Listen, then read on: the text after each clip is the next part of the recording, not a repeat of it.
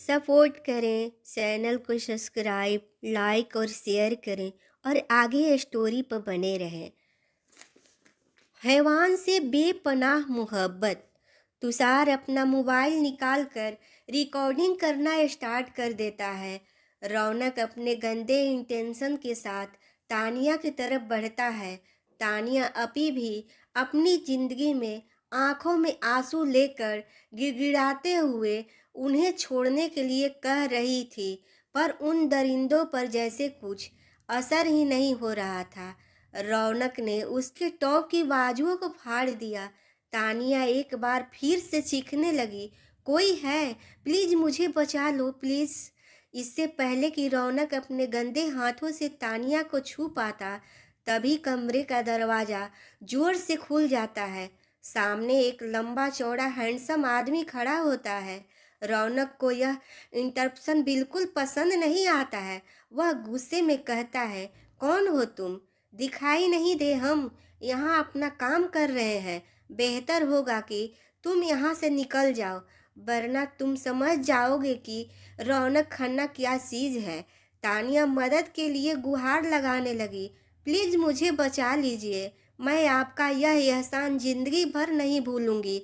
सामने से एक कड़क आवाज़ आती है, सॉरी बॉयज, मैं गलत टाइम पर आ गया। यह कहते हुए वह वापस मुड़ जाता है, जिससे रौनक और उसके दोस्तों के फेस पर एक डेविल स्माइल आ जाती है।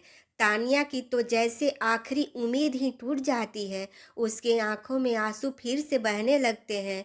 वह समझ चुकी थी कि अब वो नहीं बच पाएगी, इसलिए अपनी आंखें बंद करके उसने अपनी माँ को याद किया।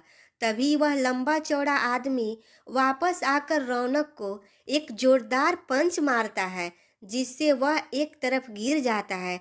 हाँ, मैं गलत टाइम पर आ गया, इनफैक्ट मुझे और जल्दी आ जाना चाहिए था। यह कहते हुए वह रौनक पर लातों और घूंसों की बारिश कर देता है। तानिया अब तक बेहोश हो चुकी थी।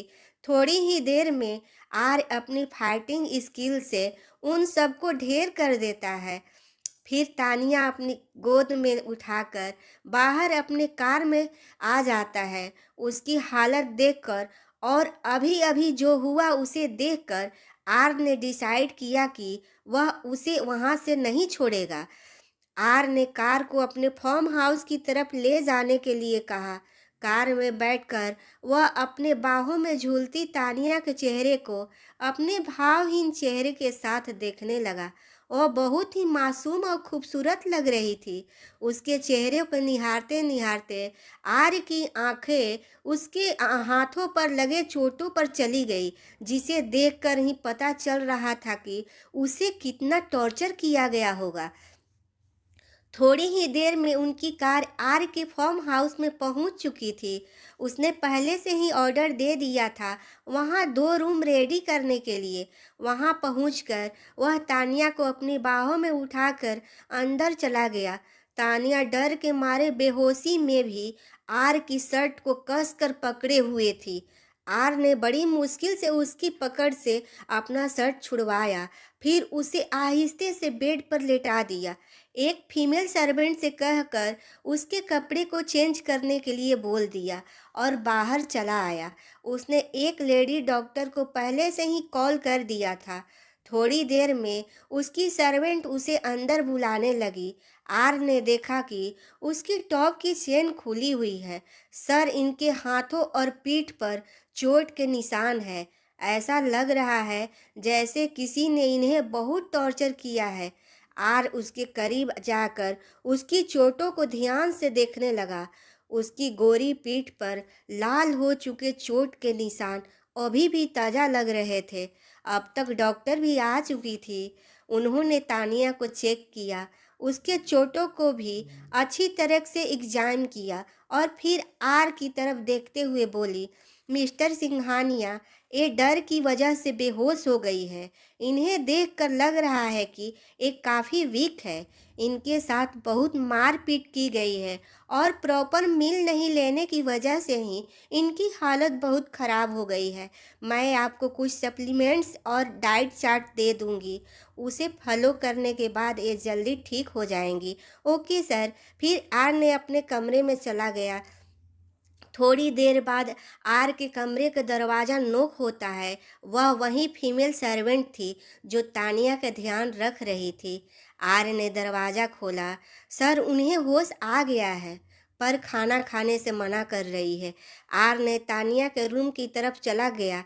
उसे देखकर तानिया को थोड़ी राहत महसूस हुई, वरना उसे तो लग रहा था कि वहाँ कहाँ आ गई है, क्योंकि आर जब उसे रौनक और उसके दोस्तों से बचा रहा था तब वह बेहोश हो गई थी। आर ने अपने भावहीन चेहरे के साथ तानिया को देखा, फिर फीमेल सर्वेंट को वहां से जाने के लिए कह दिया।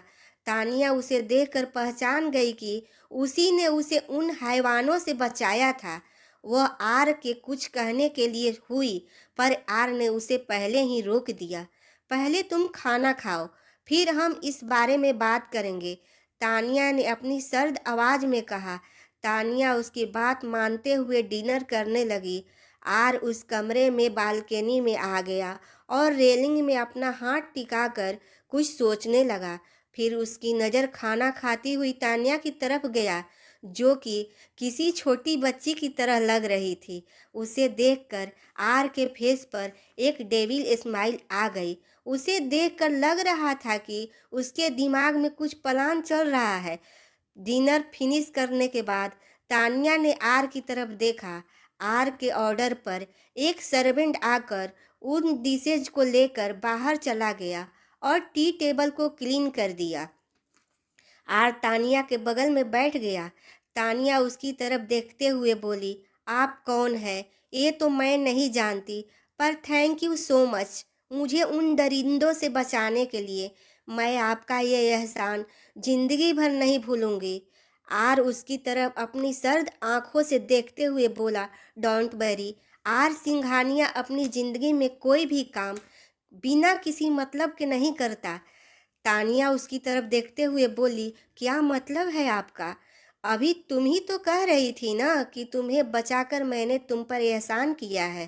तानिया ने हाँ में सिर हिला दिया, पर उसे अंदर ही अंदर डर भी लग रहा था कि कहीं वह एक हैवान से बचकर दूसरे हैवान के पास तो नहीं आ गई। तो अब तुम्हारी बारी है मेरे इस एहसान की कीमत चुकाने की। अब तानिया को डर लगने लगा, क्योंकि आर डायरेक्टली उसे उसके एहसान की कीमत चुकाने के लिए कह रहा था। वह डरते हुए बोली, क्या करना होगा मुझे?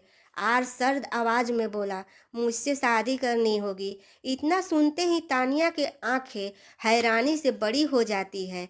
वह समझ ही नहीं पा रही थी कि जिस इंसान को वह जानती तक नहीं, इनफैक्ट आज ही उससे मिली है, उससे अचानक से शादी कैसे कर ले? पर मैं तो आपकी जानती तक नहीं। नहीं, आप मुझे जानते हैं तो मैं आपसे शादी कैसे कर सकती हूँ? तुम चाहो या ना चाहो, पर तुम्हें मुझसे शादी करनी ही पड़ेगी। अगर तुम्हें सीधे तरीके से बात समझ नहीं आती तो आर सिंघानिया को जबरदस्ती करनी भी आती है। तानिया तो आर की बातों को सुनती ही रह जाती है। उसे समझ आ गया कि उसे क्या करना है। वह मन ही मन बोली, आधी रात को वो वहाँ से निकल जाएगी और ट्रेन पकड़कर उस सिटी के लिए निकल जाएगी जहां उसने जॉब का इंटरव्यू दिया था। आर ने उसके दिमाग को पढ़ लिया और उसकी तरफ अपनी घूरती हुई आंखों से देखते हुए बोला, भागने के बारे में सोचना भी मत। मुझसे इतनी आसानी से भाग पाना आसान नहीं है, इसलिए चुपचाप मैं जैसा कहता हूँ तुम बिल्कुल वैसा ही करोगी। इसी में तुम्हारी भलाई है। कल तुम ब्राइड की तरह रेडी रहोगी। हम कल ही शादी करेंगे। तानिया तो आर की बातों को सुनती ही रह गई थी, पर उसने भी ठान रखा था कि वह किसी भी कीमत पर शादी तो नहीं करेगी, क्योंकि उसे यहाँ से दूर जाना था ताकि वह एक सुकून की जिंदगी जी पाए। आर्य उसके कमरे से बाहर आ गया और अपने सर्वेंट को तानिया का ख्याल रखने के लिए कह दिया। साथ ही अपने बॉडीगार्ड्स को भी यह चेता दिया कि फार्म हाउस की सिक्योरिटी को एकदम टाइट होनी चाहिए। तानिया की शक्ल देखकर वह समझ चुका था कि वह भागने की कोशिश जरूर करेगी। पार्टी खत्म होने के बाद दृष्टि पागलों की तरह तानिया को ढूंढने लगी, पर वह उसे कहीं भी नहीं मिली। उसे अब अफसोस हो रहा था कि क्यों उसने तानिया को एक पल के लिए अपने से दूर किया। वह जानती थी कि उस पर खतरा मंडरा रहा था। उसने बार के कोने कोने छान मारा, पर तानिया उसे कहीं नहीं मिली। उसने उसका फ़ोन भी ट्राई किया, पर उसका फ़ोन तो रौनक और उसके दोस्तों ने तोड़ दिया था, इसलिए वो भी स्विच ऑफ हो गया था। आखिरकार थक हार कर वह वापस अपने अपार्टमेंट में आ गई। दूसरी तरफ जीविका को भी तानिया की बहुत टेंशन हो रही थी। उसे उसकी और टेंशन होती अगर वह उसका मैसेज नहीं पढ़ती, तो जिसमें तानिया ने लिखा था, अपना ख्याल रखना और मेरी फिक्र मत करना, मैं अपनी ज़िंदगी में नई शुरुआत करने यहाँ से जा रही हूँ। जीविका को तकलीफ भी हो रही थी कि अब तानिया उसके साथ नहीं रह पाएगी, और इस बात की खुशी भी हो रही थी कि जब उसे उसकी मॉम और डैड का टॉर्चर भी नहीं सहना पड़ेगा। आधी रात को जैसा ही तानिया ने सोच रखा था वह वहाँ से भाग जाएगी, उसने पूरी तैयारी कर ली। उसके पास ज़्यादा सामान नहीं था, इनफैक्ट कुछ सामान ही नहीं था, क्योंकि कल रात वह बार में ही अपना लगेज भूल आई थी और उसका फ़ोन रौनक और उसके दोस्तों ने पहले से ही बुरी तरह तोड़ दिया था। इसलिए वह खाली हाथ ही वहाँ से भागने की कोशिश करने लगी। उसे पता था कि दरवाजे के बाहर निकलना बेवकूफ़ी होगी, इसलिए वह खिड़की के रास्ते को देखने लगी। पर जैसे ही उसने वहाँ से नीचे झांका, आर के बॉडीगार्ड यमराज की तरह खड़े मिले। इतनी टाइट सिक्योरिटी को देखकर तो तानिया के होश ही उड़ गए। उसे समझ नहीं आ रहा था कि वह कैसे निकले, क्योंकि फार्म हाउस के चारों तरफ ही सिक्योरिटी बहुत टाइट कर दी गई थी। आर अपने कमरे में इत्मीनान से सो रहा था, क्योंकि उसे पता था कि तानिया उसके आगे गिव अप करना ही पड़ेगा, क्योंकि आर की सिक्योरिटी सिस्टम को तोड़ पाना अच्छे अच्छों की बस में नहीं था। यहाँ तो फिर भी मासूम सी तानिया थी। आखिर में तानिया ने अपने भागने के प्लान को ड्रॉप कर दिया और चुपचाप बेड पर आकर लेट गई। वह अब समझ चुकी थी कि उसे आर से शादी करनी ही पड़ेगी। बेड में लेटकर उसकी आंखों गीली हो गई। उसने सोचा था कि चलो अपने डैड के घर में तो वह चैन से नहीं रह पाई, तो कम से कम अपने हस्बैंड के साथ तो सुकून से रह पाएगी। क्या पता था, जो प्यार उसे अपने डैड से नहीं मिल पाया वह उसके हस्बैंड से मिल जाए। पर आर कल तानिया के इस सपने को भी तोड़ने वाला था। वह सोचकर ही तानिया की आंखों में आंसू आ गए। वह ऐसे ही आंसू बहाते हुए नींद के आगोश में कब चली गई उसे पता ही नहीं चला। तो आर तानिया से शादी क्यों करना चाहता है? कल सुबह उठकर तानिया की जिंदगी में एक नया मोड़ आने वाला है। इसे जानने के लिए पढ़ते रहिए हैवान से बेपनाह मोहब्बत और बने रहिए कहानी पर।